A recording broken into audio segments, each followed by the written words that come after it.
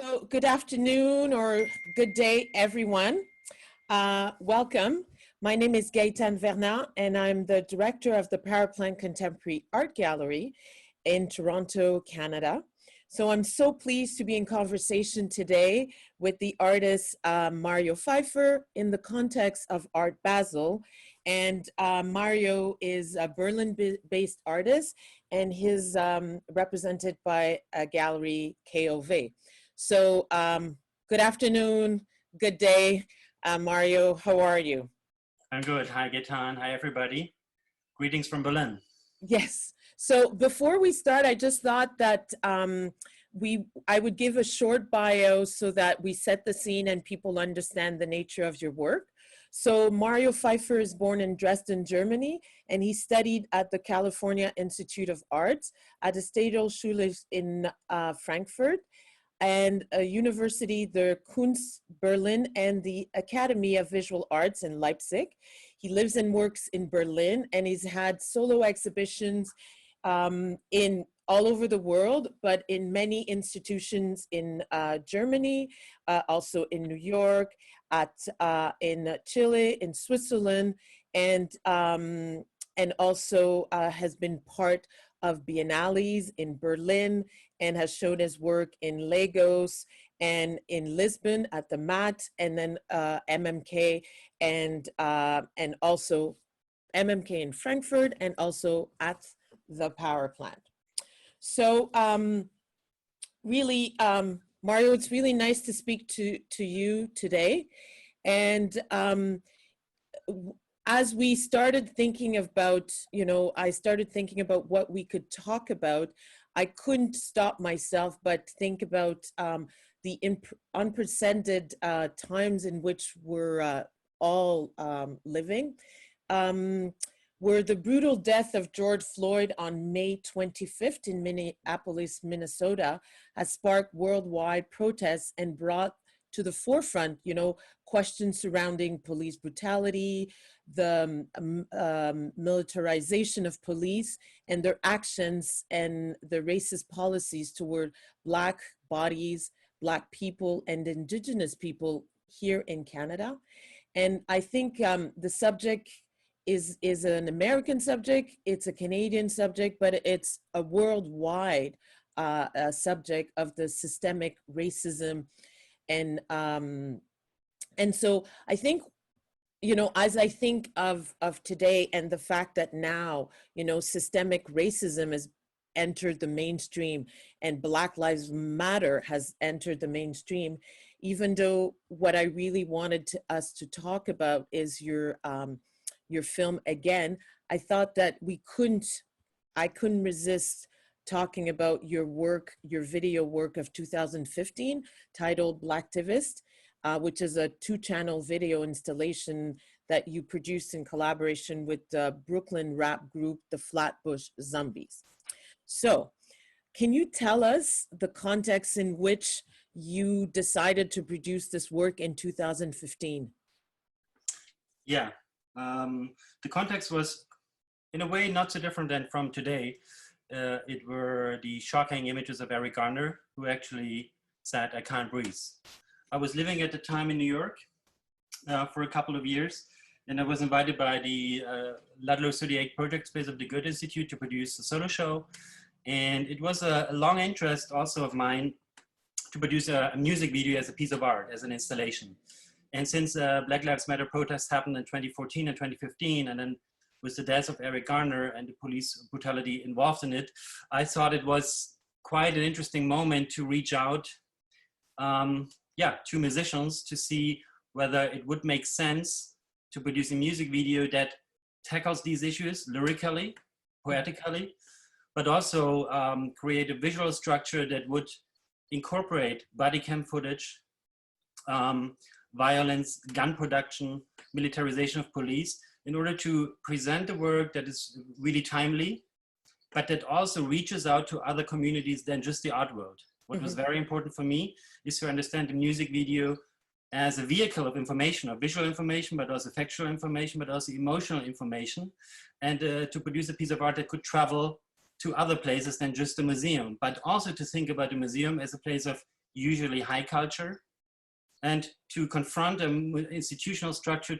with a very different format, a 5-minute music video, but as a 2-channel video installation that would somehow, yeah, bring a different dynamic into the institutional space to address another audience that maybe is not so frequent to institutions of visual arts, but most important to set a message that police brutality is something to tackle inside our societies. And parallel to the police brutality issue is also the issue of gun manufacturing, of the weaponization, not only of the police, but also of private individuals. So within Blacktivist, you see images of a company that is called Defense Distributed, who produced 3D milling machines and a 3D printer who can actually produce either a weapon itself or a receiver for an AK-15. Yeah, so the larger issue was, how can you live in a society that strives for more weaponization, for more guns, in order to feel safer? I think this is a devil's circle in which more guns will never bring more safety.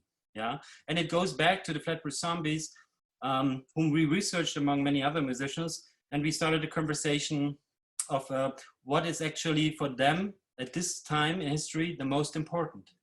And that was a stop and frisk policy, racial profiling, police brutality in their own neighborhood in Brooklyn, in Bed-Stuy, where I was also living at the time.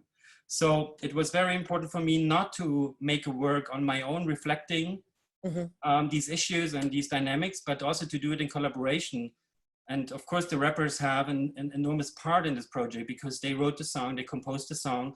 It's basically their message that we visually wove together. Yeah, so also the storyline of the video incorporates certain identities of the rappers, but also certain perspectives. Yeah, for example, we have one hostage scene in the video, and who's been taken hostage? It's Barack Obama. Yeah. It's about, in 2015, somehow the disappointment, for example, of these rappers in their community, in their president, who didn't save them, who didn't protect them as much as he promised it. So 5 years back, I feel like a déjà vu today. Even though with another president that, you know, has caused much trouble around the world, but even 2015, it was already super urgent and super present in my life and in many other people's lives.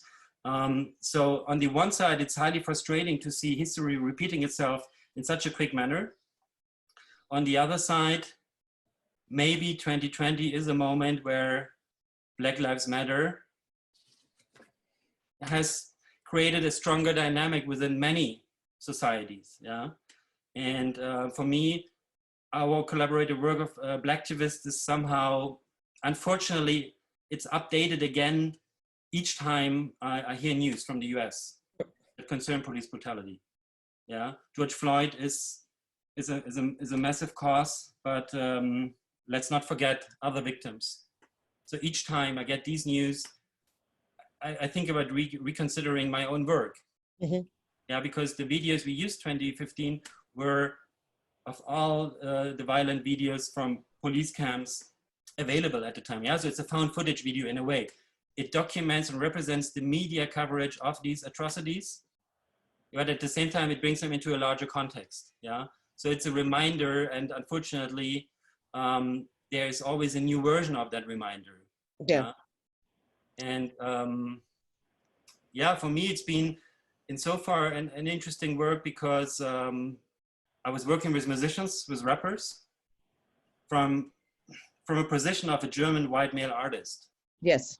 Yeah, but nevertheless, I think the mission we undertook was collaboratively to address it. So we also interviewed the rappers about their fears on society, about their hopes and their wishes, about their own responsibilities towards their community. Yeah, because in rap music, you always have the community. You have Jay-Z or Kanye West who talks about their community.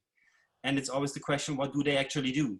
Yeah, somehow they are leaders, but I think the Flatbush Zombies in that sense are very progressive because they really actively work with their community and are very close to their own community, even though they're lesser known rappers. Yeah, and I think to also have them really being part of the visual strategy and also editing with me the video was a wonderful process because there are so many nuances that go deep into the music scene, but also deep into Black culture. a culture that I'm not part of, Yeah. but a culture that I would say is part of my life. Mm-hmm. And for me, as an artist, I'm also interested in reflecting contemporary issues, very, very burning issues, whether they're in Germany, in the US, in Chile, in Brazil. It's always a question that when I enter a society is what is really most pressuring, and how is an artist able to, let's say, initiate a project and then more or less being part of that project that takes on its own dynamic. Yeah. So when we released the YouTube video on the Flatbush Zombies channel, it counts up until today about 3.5 million clicks, with around 4,000 comments. And if you read these comments, it's really super interesting and also heartbreaking how music you can address social political concerns, yeah, from very diverse angles. And I think in that sense, it's a piece of art that is very close to real life, to a pretty wide terminology of what culture is. Yeah, it's very inclusive, and in a way, you know, it's carried also through the music. You know, it's not necessarily a piece that is only on my shoulders. It's on several shoulders, and I think that makes it very dynamic and approachable. And for me, it's been a gift to be able to do that. It's always a risk taking because these things can also fail. But from the engagement of several audiences, I must say it's one of my most exhibited works. But also this online audience is really, really dynamic, and people take it very seriously. Yeah, what is being said in this video. And I think therefore it was very successful under the definition that it tries to do something, it tries to address something, and there is feedback, yeah, from the digital community, but also from the physical community. And it's something challenging for any museum to show it, because it is, from its way it's been edited, it's been presented, the outspokenness, the directness, it is challenging, yeah, to show this work. Yeah, I think that I could, within our gallery, I could see the physical reaction of people who are not used to rap videos, who are not part of that scene, kind of like be shocked, but then stop, listen, and then people would always be nodding their head. So you can kind of see the rhythm of how people get accustomed to this work and engage with it. And I think it's, you know, in thinking of how institutions are now asked to answer, you know, what are you doing? How are you part of the solution? And how, which is, you know, museums are not accustomed to doing this. They're not accustomed to be asked by the general public, possibly an unlearned public, to say, you have to account for us, and what are you going to do for us? And I would say that in, you know, you seem to be, as an artist, that you constantly put your, and I know that you've told me, and I think it'd be interesting to talk about this, you know, that, you know, being born and raised in Leipzig, and then, you know, the fall of the Berlin Wall, how that prompted you to, like, kind of, and you said to me that your parents kind of encourage you to go beyond, you know, your world.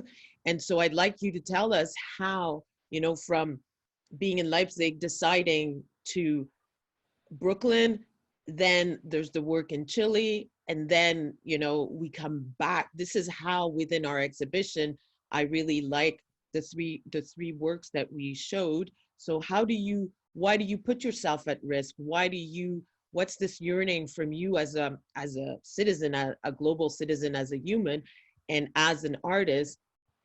You know, what is this propensity that you seem to have to, like, leave the comfort of your known environment to go elsewhere and to put yourself at risk? Because, you know, I could just imagine,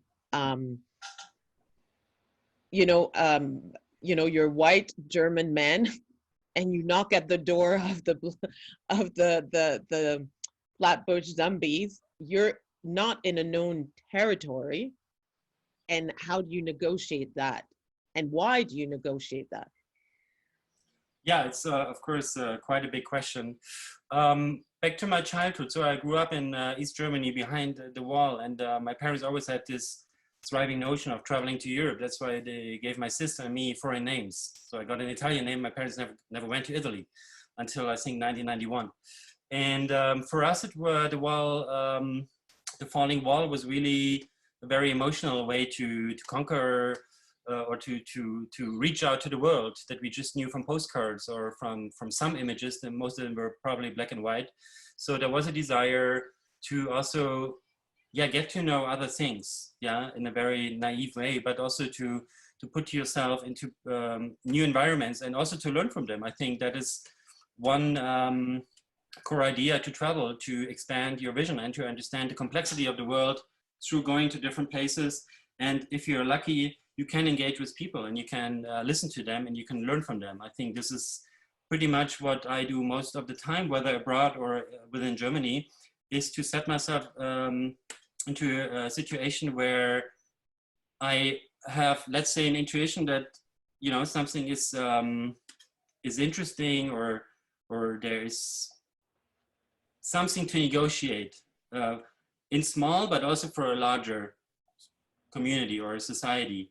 So in terms of Blacktivist, I was living in New York and I was asking myself, okay, what is the most pressing issue right now? And it was the Black Lives Matter movement. That was something that I thought was already then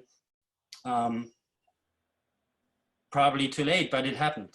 Yeah, but it was all over the place, and it's of course something I deeply support. And but in a way, I was also thinking, what is meaningful right now as an artist to produce, and how can my means contribute to a larger case or storyline, and how do I want to occupy an institutional space with art in New York? And so these questions all led to the idea to produce something that addresses these issues of police brutality in the Black Lives Matter movement, but not necessarily being inside that movement as an activist or an organizer, but still as an artist. But also to you know, build a team of different speakers with different perspectives, with different skills to address that issue vocally together. Yeah. And quite honestly, we really researched for a long time which musicians could we actually address, and which would have the energy, which have the skills, which would have somehow a group of followers that this matches could go big. And because we didn't want to do something elitist for a small audience in a small space, it was more about reaching out. And it took me 3 weeks to write an email to the rappers, because that's not the language I usually use, or in other words, it took me a long time to write just a normal email. Yeah, and that's also a learning process. How do you approach somebody? How can you put your cards on the table? Because I try always to put my cards on the table and say, this is what I do. This is what I would like to do. Would you be interested to help me with that or be part of it? Yeah, and it took another 3 weeks to get an answer, which was positive. So in these 6 weeks, I was sweating like crazy. Yeah, and if you don't get an email answer within 5 days, you think you failed. That's it. And I would also leave it there. If I fail with something, I usually leave it there and I rethink the whole approach. Yeah. And of course, it's a long, it's about 10 weeks negotiations over dinner tables and really getting to know each other and really being very transparent, you know, of what this is. And in the end, it's a music video and an installation and a record. Yeah. So it's also in a way set up so that it must benefit several participants, yeah, and not only intellectually, but also in the way you produce it. So in a way, it is a shared authorship. Yeah, without the Fabric Zombies, there wouldn't be that work. But I assume that without me, there wouldn't be the visual storyline in the way it is. Yeah, because it is not a standard music video. That's it. But the most important thing is that you find a way to agree on something and put it out. And if you go on YouTube with a piece of art, I mean, you immediately hit like a huge audience. I mean, we had within 1 hour 100,000 clicks. I mean, that's me huge. That's something. And that this message is still stable and it's still online and it's still something, you know, to look back in a rather short history. I think it's really intriguing and shows the power of this collaboratively produced work. Yeah. In other places, it's really, in Chile, it was in the work approximation, it's somehow rooting back images of a German missionary with indigenous tribes in the southernmost urban environment in Chile and Puerto Williams. And I brought back parts of the archive, which is in Germany, to the tribe. And on a digital device. So there's a digital aspect and 10,000-year-old culture. And to reflect on these images from an archive on a digital device where you don't even have internet, you know, that brings in another complexity. It's also about access. It's about reflecting. It's about having a discourse about a history and a culture that by the Chilean state is actually demolished over the last century. And the museum in the site is actually empty.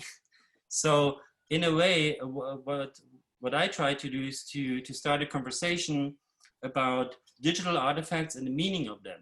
Yeah, the distribution qualities, but also the endless and infinite access to a culture.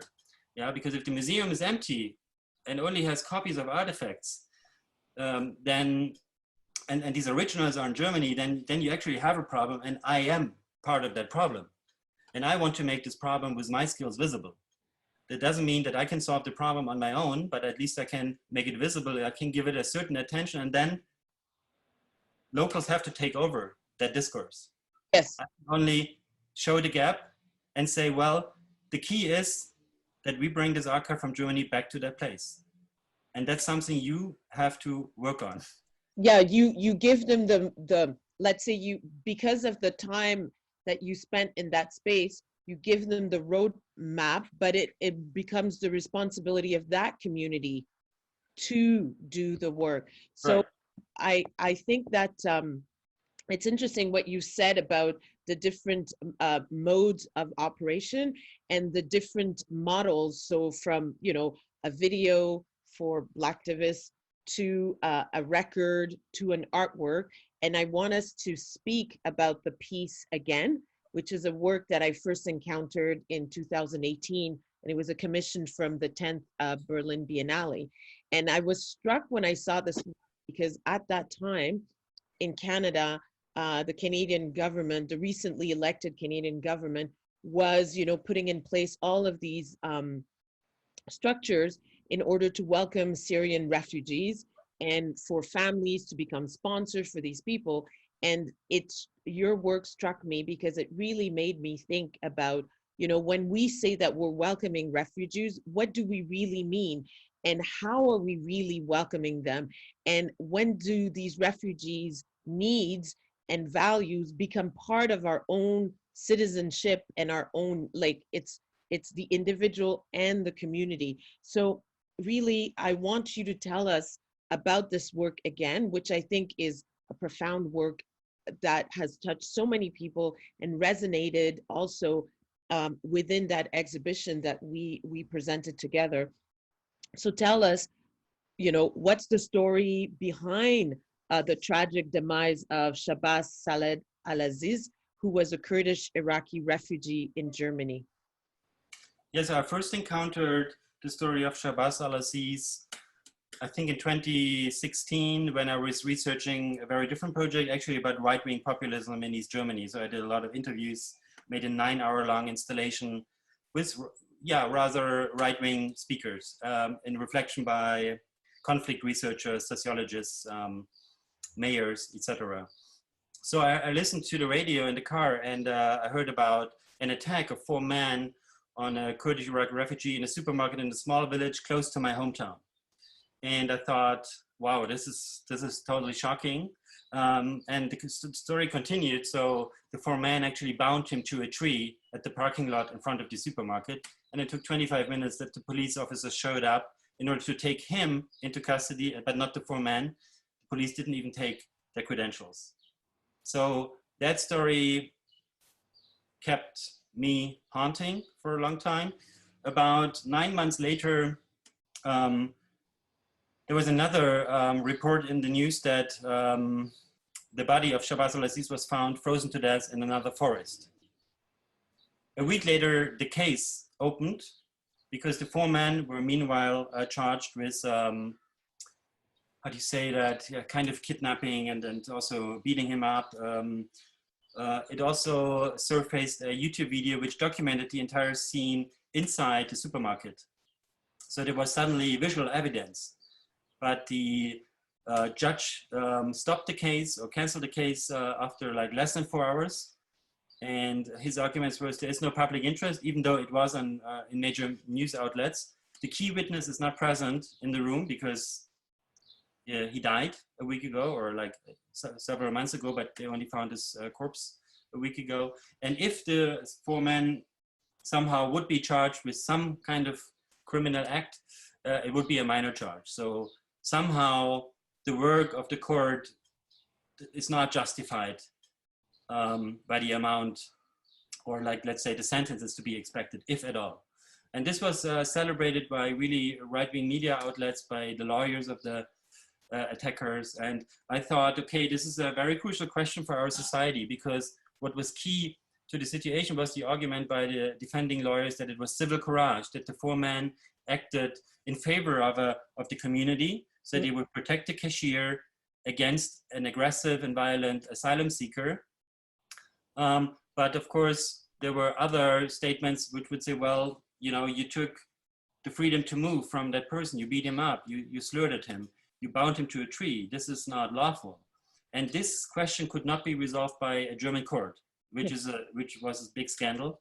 Yeah. And but the case was never reopened. There was no spokesman really for Shabazz al-Aziz. He suffered from epilepsy also during his odyssey through the Balkan route, 4,000 kilometers to arrive in Europe. But he was in treatment in several hospitals, and even the doctors gave very different statements on how to handle his disease and where to put him and how to supervise him. So his personal supervisor in the end was a right-wing member of the AfD, who also ran for a mayor's office, for example. So somebody in charge of his destiny, of his life, of his supervision, was somebody who had extreme positions against refugees, asylum seekers. And this shows somehow the complexity that if somebody arrives in Germany and enters the system of supervision and assistance, might end up with supervisors who do everything that to help him. Yeah. He was put into a hostel inside a huge forest. And in January, the owner of the hostel went on a holiday for 1 month. And that's the moment when Shabazz wanted to visit other friends in another hostel on the other side of the forest, and he went missing. When his body was found by 2 hunters, they didn't find his cell phone and his wallet and his ID card. So it was never investigated how he died, but it's somehow very strange that the most important tools that he used, he was messaging a lot, were never found, and nobody really looked for them. So that entire story was of course part of the news media, but journalists somehow could only report so and so much about it. So I approached 2 investigative journalists to work with them on a script. So they gave me a lot of access to all their files, to all their interviews. I met connecting members between Shabazz's family and the journalists. And we were able to construct a very detailed script that documents what happened to Shabazz at which time, and which issues came up with medics, with lawyers, with assistant workers, with people who supervised him on how to spend his money. Yeah. So while the story unfolds, we see actually a failing system to assist refugees. And you also see a failing community that is not able to identify somebody who might need help, but is not a criminal person or is not a violent person, but he has been criminalized and described as a violent person by bystanders who would not somehow critique the 4 men who preparedly entered the supermarket. Yeah, it was a setup, that is very clear. And what was then interesting for me as an artist, not to only tell the story in a reenactment. So we rebuilt the supermarket, we shot it with 3 cameras from these 3 different perspectives. We actually gave also a lot of space for different arguments. So we have the lawyer, we have the 3 men who attacked, they all share their testimonies. Yes.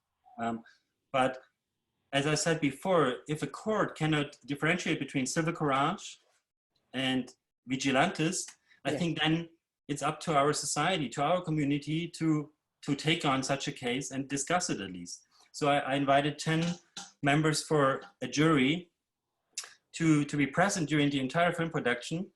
They wouldn't really know what they would get into in detail. They would be introduced like, okay, we are looking at a theater play, which is filmed with actors and non-professional actors. And I'm very interested how you would respond to what you see. Yeah, because it is actually about violence in public space in a supermarket, but it's also about being passive in a situation where you might be afraid yourself. Yes. Yeah. We all know these situations in a supermarket. Somebody has an issue, there's a violent reaction, and what do we do? Do we look away? Do we stand away? Do we engage? Do we say stop? Do we call the police or the ambulance? What do we do? The people in that supermarket didn't do anything. Actually, many applauded afterwards.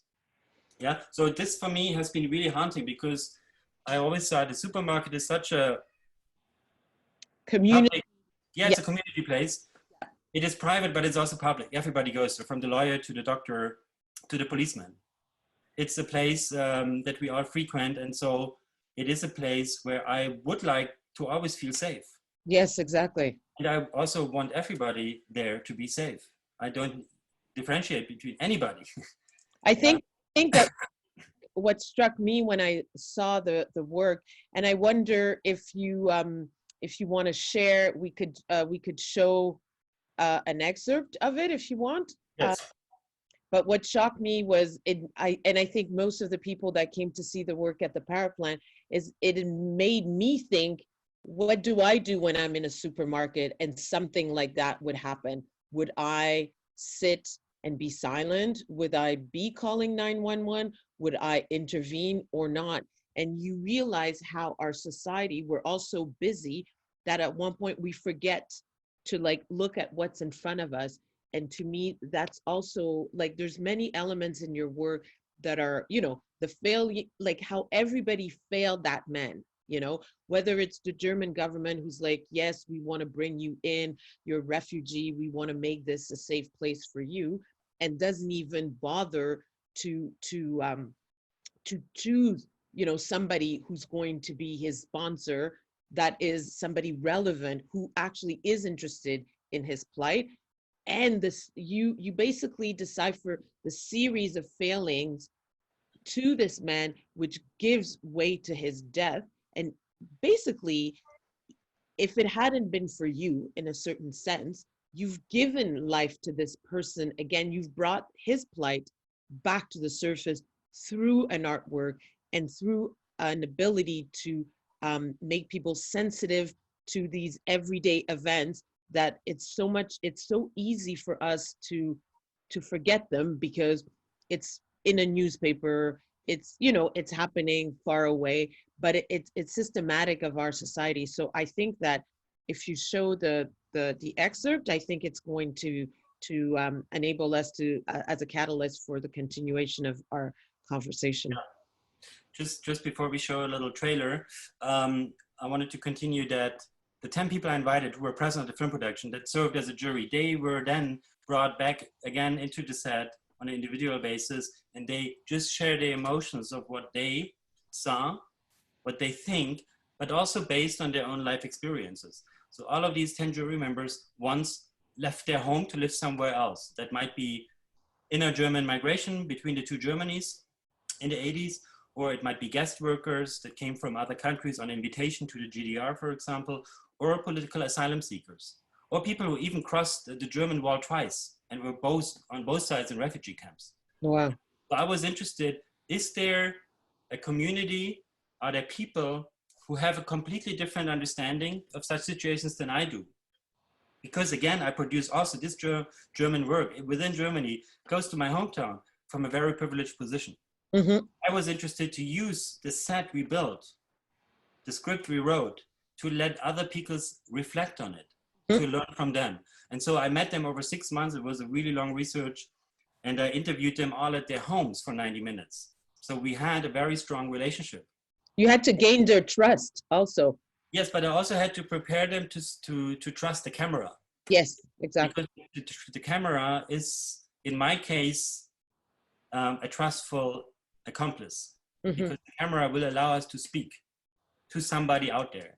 And Mm-hmm. what is also so interesting that you will see in the trailer a few logos and a few things. It's a piece that was commissioned by the Berlin Biennial. We Don't Need Another Hero was the grand title. But it's also being co-produced by German-French television. And that was for me also very interesting because I just had to make sure there's no compromise in the edit.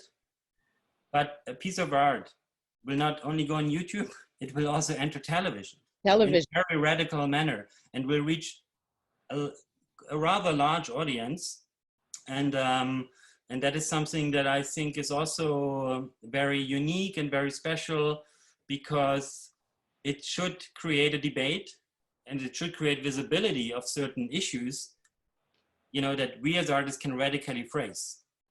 Yeah. Okay, I'm showing now the teaser. Yeah. Yes.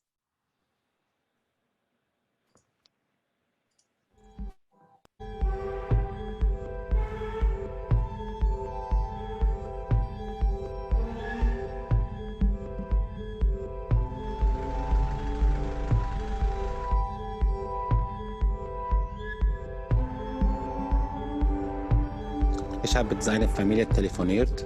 Zu diesem Zeitpunkt ist Shabazz tot. Er heißt Shabazz Salah Al-Aziz und wurde 1995 in Suleimania im Irak geboren. Ihre Bonuspunkte. Do you speak German? Your bonus points here. Was wollen Sie von mir? Wissen Sie, was ich von Ihnen will? Stell die Flasche hin, nimm dein Telefon und geh.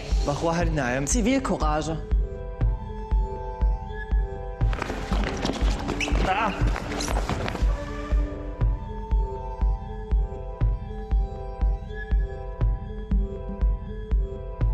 Ich bin erschüttert. Statt Hilfe, es wurde selbst Justiz gemacht. Der Einzige, wer geholfen hat, war ein Freiwilliger. Die Behörden waren total überfordert. Das Vertrauen an dem Gericht ist eigentlich verloren gegangen. Also Selbstjustiz für mich ist es, wenn einem was getan wird und der Staat nimmt ihm das Recht nicht, dann nimmt er das Recht für sich selbst. Creo que se necesita mucho civil coraje. Se necesita mucha valentía para enfrentar esto. Das Land, was mal meine Heimat war, kriegt faschistoide Züge.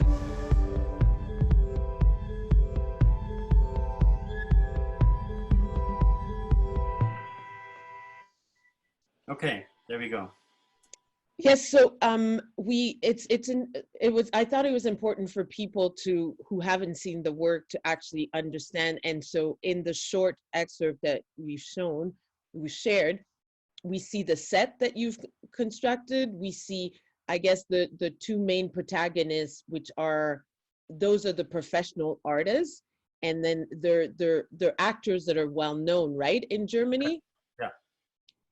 And then one thing that I think is interesting, so we see the group of those volunteer jurors that you've researched, found, but then you also, when you were talking before, you also mentioned that all the, besides our two professional actors, all the other ones are not professional actors. So how did you find, the person who was going to play the part of Shabazz, and then the vigilantes and the different, right.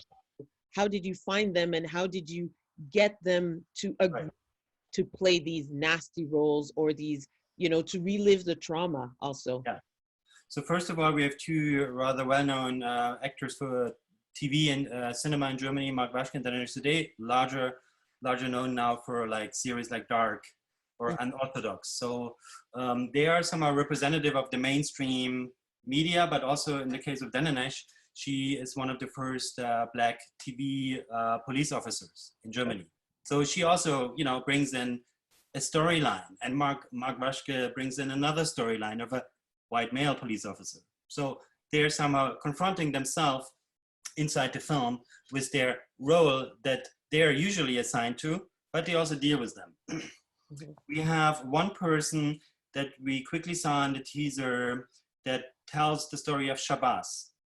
He is actually himself a refugee German living in Berlin, Germany, who served as the translator between the investigative journalist and Shabazz's family. He was the one who had to tell the family that Shabazz deceased. He's a real person. He went through a similar destiny. He speaks the same Kurdish dialect than Shabazz. So he was like somebody who was still alive, but who has the complete understanding what Shabazz's flight was like. Yeah. But he also had all the information from both the journalists and the family. Yeah. So he was a very valuable person that I convinced to work with me on this project, even though he's never been in a film. He doesn't want to be in another film, but he understood it's Shabazz that we work for. Mm. And he brought in a lot just by being there. You know, I don't give somebody like him a direction. I just tell him, this is where you can sit, and this is where the camera is. And now we listen to you. Yeah? And he chose even to speak in German. His German is really wonderful. And he could even spoke in Kurdish or in English, yeah? So it was about listening to him, but making him comfortable that the film set is something very artistic or very artificial. It's maybe very dehuman because it's just an illusion. Yes. But use it to reflect on real life. Yes. That was very important. And he did it really in a wonderful way, and we became really strong friends, and we are often in touch. You know, I mean, this is also why I do these projects. You get to know very unique people, and that's a true pleasure. With the men who play the vigilantes, it was a very different process. What we did is like we knew who they were because they were published on YouTube. So we asked the casting agent to reach out through their database to men who represent that kind of German physicality. Yes. And it was actually interesting because usually a casting agent will present you 30 people and they will all fit. And they will all do it because they like to be part of a film and they get paid for it and they get hired and, you know, it's fun. But we only found 3 who would like to play vigilantes. And not because they would like to act like vigilantes, they understood what it meant. It is a form of civil engagement because this is a film that shows us what violence in public space means. We are here to present it and we'll do our best. But we had a lot who stepped off once we really told them what the role involves and what it's based on. Yeah. So I tried to organize that entire film shoot and production as a way to reflect on something in a society with civil courage, to say we need to look at that. And in order to look at it, we need also people who are violent. Yes. We also need people who say something with prejudices, yeah, in order to dismantle them, to make them visible, and to really tell our audience, how would you act? Would you say that, or would you say that? Do you ally with this person, or do you prefer that newspaper report? This is what the film does, and it dismantles a lot of standpoints in order to come back to you as a viewer and say, okay, now the question goes back to you. And these 10 jury members, they help us to be emotional because what they share is so unique and so real. They probably wouldn't say it in a coffee shop on the street. Yeah. But we managed that they would say it to the camera because they trusted the camera, that whatever they will share, it will change the audience. Yeah, in a way to reflect. We don't want to manipulate the audience what they have to think, but we want them to open up and to take that issue into their life, to go out in the world and be prepared to act non-passively. Yeah, I think the mastery of your work is this ability to keep the viewer engaged, and we really feel the emotion of your jury members. And you know what I thought was also interesting is that when people think of Germans, you know, they don't necessarily think of those. Some of the jury members you had is what people have in their conception of what is German, right? But the majority people were like, oh, you know, there's a Black man who's speaking in a perfect German. There's an Asian woman. There's like, this is Germany. So I think that the emotion that we feel that you were able to capture, and I think what was interesting also is that through the concept of the project and this ability to bring in different parts of society, you know, your actors that are professionals, the others that are not actors, you really show, it's like a mirror of who we are. And then really you leave us with this position of, what is my role into this situation? Right. What is my role in stopping these types of actions? And as a citizen, and that's why for us at the Power Plant, this is the perfect type of work, because we really want active listeners, active visitors who actually leave the gallery kind of stunned. And I remember on the opening, there was one visitor who was in tears because they have family that are, you know, live on indigenous reserves, and, you know, countless of stories of people found frozen to death, you know, on the land. So I thought that that was a really interesting way. And so my next question, because again, the same way that with Blacktivists you created, you know, there was a record, there was a video. In this case, you have the museum piece, which is the 2-channel video. You have the single channel that you've shown in festivals or as, you know, projections. And then recently, you turned the whole thing into a play. And for me, what's interesting in that is that you did not stop. So in a sense, and I don't want to be critical of the German, you know, justice system, but the German justice system failed this man, right? Yes. And you as an artist, you show a kind of civil courage by deciding to take this cause, create an artwork, then it's getting shown in museums, TV, but now you bring another level to it, which, you know, reminds me of Greek tragedy and the role of theater, and then you make it into a play. So why this play? How this play? And yeah, so tell us about the transformation from the artwork to the play. Right. One thing to add, I think the German justice system didn't only fail Shabazz, it failed our society. Yeah.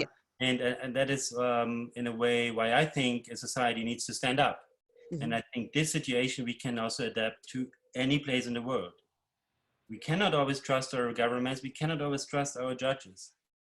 If we have the feeling that they will not do their job as they're assigned to by the Constitution, we need to go out and we need to protest and we need to make our voice being heard.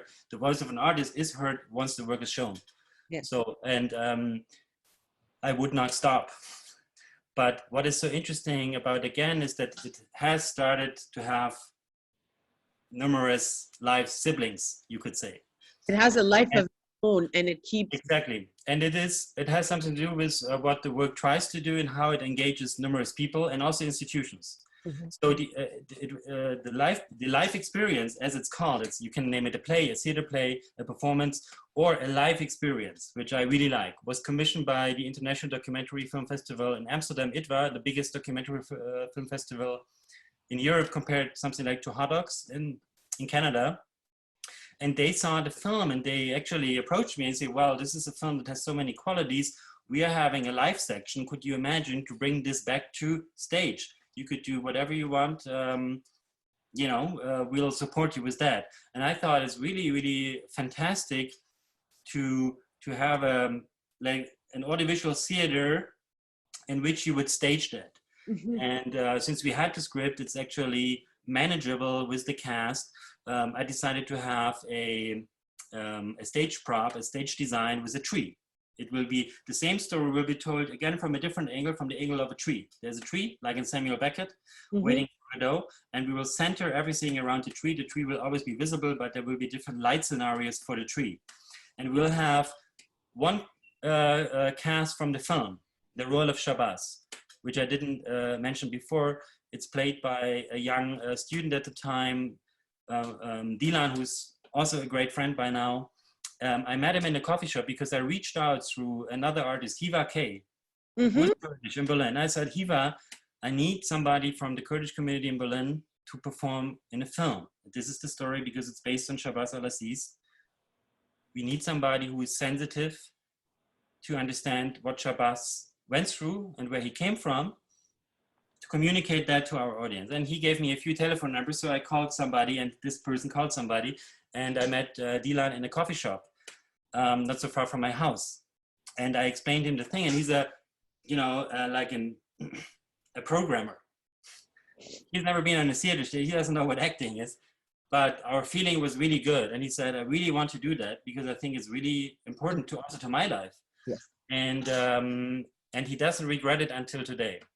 He would call me and say, can we bring this project to Kurdistan? Yeah. So what we did in Amsterdam, I casted two kind of known theater and TV actors in Amsterdam, but I switched the roles. So it's a black man and a white woman. And they speak Dutch and English, and they tell the same story, but with a Dutch twist. What we also did is we casted, instead of 10, 5 audience members that would be filmed live in the theater after the performance. So they, again, wouldn't know what this is really about, but they would know these are the issues we are dealing with. It will be a theater play. You will just sit back and watch, but we need your voice to open up a debate once the lights go on. So 5 people in the audience, again, with different backgrounds and with different homes that all live in Amsterdam, but they have lived somewhere else at some point in their life before. And they have very different life stories, but they're sensitive to be attacked in public space for different reasons. And they were open-minded to sit there and wait until a camera will go on and live broadcast their statement to the entire theater audience. Also, this theater space was designed with 7 screens, so we would show different excerpts of the film, like little testimonies. So the audience would get the full story with live elements, yeah? And they were sitting in a U shape, so that once the lights go on, they would confront each other. So if you want to have a debate and everybody just looks front, it's very hard. Yeah. So we said, okay, they need to almost sit like in half a circle, like in the Greek theater, in order to not talk with me or the actors, but with themselves. And we managed to have 5 very, very strong and emotional statements. I wouldn't know what they say. I was shocked. I was in tears myself at the premiere, because they could have also said, I don't know. I have no empathy for the story. It doesn't really matter to me. But, you know, I think what they shared was extreme and beautiful and painful at the same time. And it allowed the other audience not to sit back passively. It continued for 30, 40 minutes to discuss what they thought, how this is happening in the Netherlands, and if somebody had similar experience or somebody wouldn't know what to do. And this theater piece would help them to start thinking about how they would act. Yeah?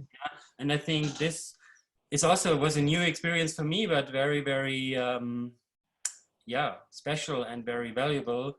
So that we are working on touring that format. Then Corona came and some plans couldn't be realized yet, but it's in a way sadly timeless. It's a story from a village in East Germany that really talks global.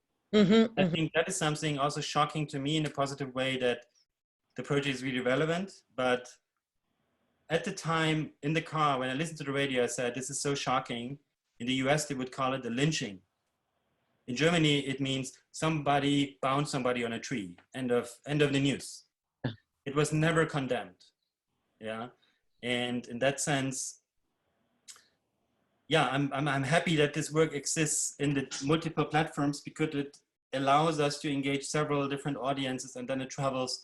So I'm not interested if it's a German story or not. I think it's a human story. Yeah. And to find a conceptual approach to make this speak globally, that is, I think we have been lucky with that. We've been working hard.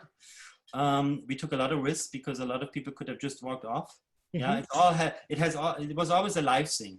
if you shoot a film with live audience and then they come in front of camera, there's so many things that can go wrong.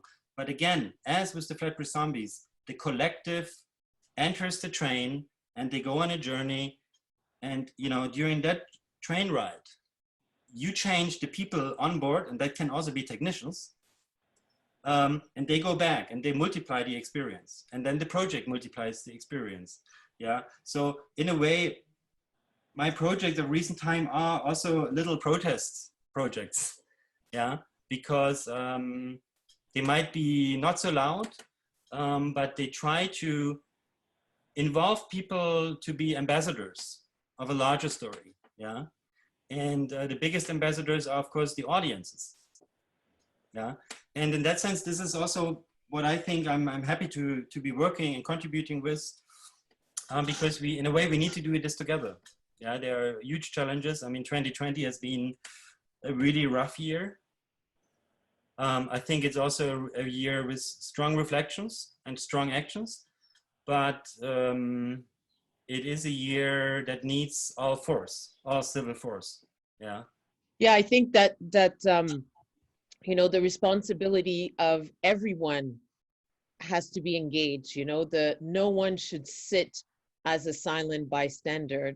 And so I think that you know, whether it's citizens, that's the audience, the curators in the institution, the museum, and you know, one last question I would have for you. I mean, you showed the work in Toronto, you showed it in other places, but what has been the reception of that work, like in terms of German institutions, or when you've proposed it, let's say, to others? Do you feel that there's still that, I mean, it's going to be interesting to see now that we're in 2020, whereas, you know, will your phone ring because everybody's going to suddenly feel that this is of urgency? It was of urgency in 2018 when you first did it, but I'm interested in finding out how, you know, do people in certain communities feel like unsure about the necessity to show the work, or is it something that is usually welcome easily? It really depends, I would say. There are some very sensitive curators and directors of institutions that early on got in touch with me and that they're, yeah, supportive and interested. On the other hand, I'm also dealing a lot with foundations and public funds. And that's also a political scene and sphere that is not so easy. Because in a way, projects of mine, especially in Germany, bring things to light again, or like in a new scenario that are not so easy to digest, because these projects will hint to failures of systematic failures to treat people equally, to give them a chance, to give them a voice. And I can't say that my phone is non-stop ringing, but of course they are allies. Mm-hmm. But often these allies are not necessarily in the places where these cases or atrocities or problems really, really exist. Yeah, because there's so much pressure also from another audience, from another public that would and is attacking these museums. So it's interesting. It's, you know, as an artist, I have to focus on the work.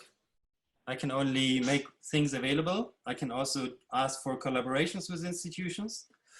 Hopefully now some institutions will be joining the fight, be jumping onto the train. Let's see. I'm not sure, to be honest. It's the responsibility of curators. It's the responsibility of board members. It's the responsibility of chief curators. It's the responsibility of funding bodies. You know, it's everybody's responsibility to change the institution, and that is the real work. And I always feel that, at least the audience of the Paraplan, nobody ever questions, meaning I've never had people saying, why are you showing us this story of you know, it happened in Germany, it has nothing to do with us. To the contrary, people go, the audience is very smart. This is what I've always felt. And it is our shared responsibility. And of course, we live in a different, like a world that is made of different people. And so it's how much individuals feel that these questions are urgent, you know? And really, I mean, I cannot help but to think of, you know, this Berlin, the 10th Berlin Biennale that was titled, you know, We Don't Need Another Hero, that was curated by Gabby Nokombo, and, you know, and her entire team, the curatorial team, how they really catalyzed these questions. And the reception of that Biennale, which was, you know, some people thought there weren't enough stars, not enough, you know, but many unknown artists. Unknown artists, yeah. So maybe it is time for these supposedly unknown voices, supposedly, because everything has to be taken in context. But I think when, for myself as a director, chief curator, or curator, when I go back to that specific Biennale, it was on point. There were so many things, you know, when I think of Fereli Bayer's Bias's work, you know, about Haiti, all of this is coming back. And that's the beauty of art, where artists are on the forefront of thinking, often well ahead, because between the moment that you're invited by the Berlin Biennale and the realization of the work and its presentation, you know, it's 2 years before. So you're in 2018, you know, you're in 2017, or you're in 2016.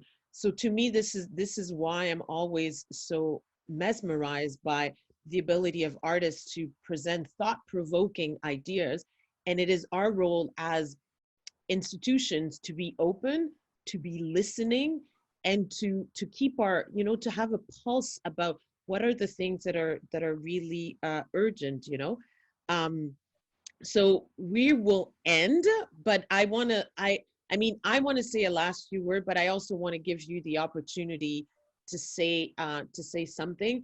What I want to say about your work and why I was so proud and so happy to have had the opportunity to meet you and to bring you to Toronto. And now all I can think of is we need to bring the play to Toronto and to rethink it within the context of Canada, because we, like everyone else, have our weight of atrocities, of police brutality, of all of these questions.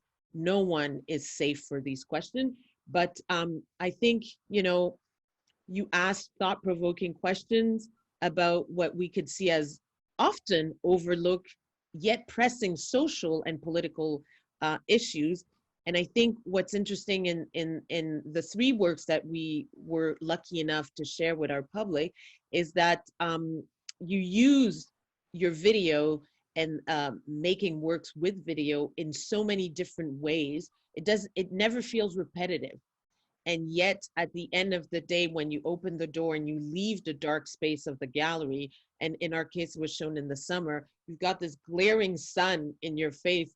And then inside of our brain, it's all of the, you really shake us, I mean, and you engage us in thinking about the world that we're about to enter as we leave the exhibition space. And for me, that's exactly the type of works that I want to engage our audience. It's not always easy because, you know, you go to a museum and sometimes, you know, the thought that the museum is this happy place is completely fictitious. And I think it's also important for audiences to realize when we enter in a museum, we are also entering in that legacy, you know, of imperialism, of categorizations, of taking objects, of putting them in boxes, of not giving voices to the true owners. So it opens a wide, un grand champ of questioning. So I really want to thank you. Sorry, I had to start speaking French because I can't think of the word in English, but I really want to thank you for taking time to, you know, help us to dive deeper into your practice and especially into again. And I really want to leave the last words to you because, you know, I do everything I do for artists and for audiences. So I would be remiss to have the last word. So I would like to give you the last words, Mario. Gaëtane, thank you very much. It was really a true highlight. And yeah, unique experience to work with you and your team at the power plant. And it's, I think it was very meaningful for me to also present this in North America and Canada and to test out if this project can hold up. And the conversations we had with your team, but also with the audience, give me hope that art can be very meaningful and very helpful to tackle certain issues. Also to, you know, be a community in an institution and to think together and go out and disperse and still think about it. I think this alliance between artists and museum, I felt very strong in Toronto, and I would always return. I would always come back. And yeah, I think you do marvelous work. It was really an honor to show these works also in the way we did them, the sizes, the sound, the parkour. So I think each work also needs a certain space, and you gave us this space, and I guess we all made good use of it. So I think it was a powerful message we sent. And for the audience of tonight's talk, you can also watch again on the Art Basel platform through KOW Gallery. So if you got interested through our lively conversation, please feel free to watch the piece. Even though it's meant to be a 2-channel video installation in a larger space, there are a few exhibitions coming up across Europe where it will be featured. So thank you, everybody, even though we can't see you. Glad we had an audience. And until next time in person. Yes, so thank you to the audience for joining us. Thank you to KOV for putting this together.